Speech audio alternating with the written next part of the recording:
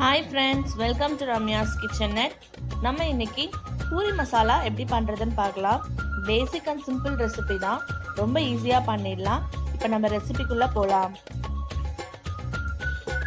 ஒரு கடாயில் oil heat பண்ணிக்கோங்க. ஒரு ஸ்பூன் கடுகு போட்டுக்கோங்க. அரை ஸ்பூன் சீரகம், தேவையான அளவு கருவேப்பிலை, ஒரு ஸ்பூன் உளுத்தம்பருப்பு, ஒரு ஸ்பூன் கடலைப்பருப்பு போட்டுக்கோங்க. இது நல்லா பொரியட்டும். கடலைப்பருப்பு நல்லா லேசா ப்ரௌன் ஆனதுக்கு அப்புறம் நம்ம பச்சை மிளகாய், இஞ்சி பூண்டு சேர்த்துக்கலாம். இஞ்சி நான் சின்ன சின்னதாக சாப் பண்ணி போட்டிருக்கேன். ரொம்ப டேஸ்டாக இருக்கும் அந்த மாதிரி பண்ணிங்கன்னா. இப்போ இஞ்சி போட்டு நல்லா எண்ணெயிலே வெந்ததுக்கு அப்புறம் நம்ம வெங்காயம் ஆட் பண்ணிக்கலாம். ஒரு ஸ்பூன் பெருங்காயத்தூள். மோஸ்ட்லி பெருங்காயத்தூள் ஆட் பண்ண மாட்டாங்க, ஆனால் நம்மளுக்கு உருளைக்கிழங்கு நம்ம சேர்க்கறதுனால நம்ம பெருங்காயத்தூள் போட்டுக்கலாம். இப்போ தேவையான அளவு வெங்காயம் ஆட் பண்ணிக்கோங்க.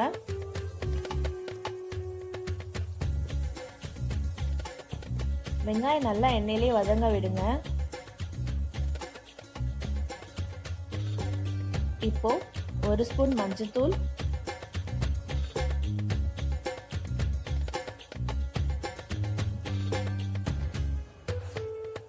ஒரு சின்ன தக்காளி அளவுக்கு தக்காளி ஆட் பண்ணிக்கோங்க. இப்போ எல்லாத்தையும் நல்லா வதக்கி விடுங்க. இப்போ நான் உருளைக்கிழங்கு குக்கரில் நல்லா வேக வச்சு எடுத்திருக்கேன். அதை நான் இப்போ ஆட் பண்ணிக்கிறேன்.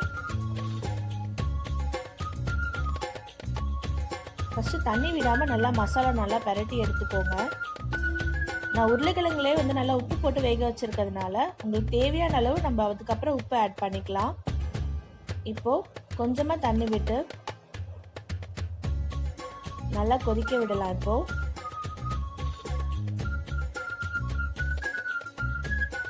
இப்போ ஒரு கொதி வந்தோடனே நம்மளோட பூரிக்கிழங்கு ரெடி ஆகிடும். பாருங்க, சூப்பராக நம்ம பூரி மசாலா ரெடி ஆயிடுச்சு.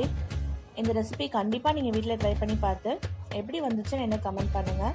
என்னோட வீடியோ பிடிச்சிருந்ததுன்னா like, share and subscribe. Thank you.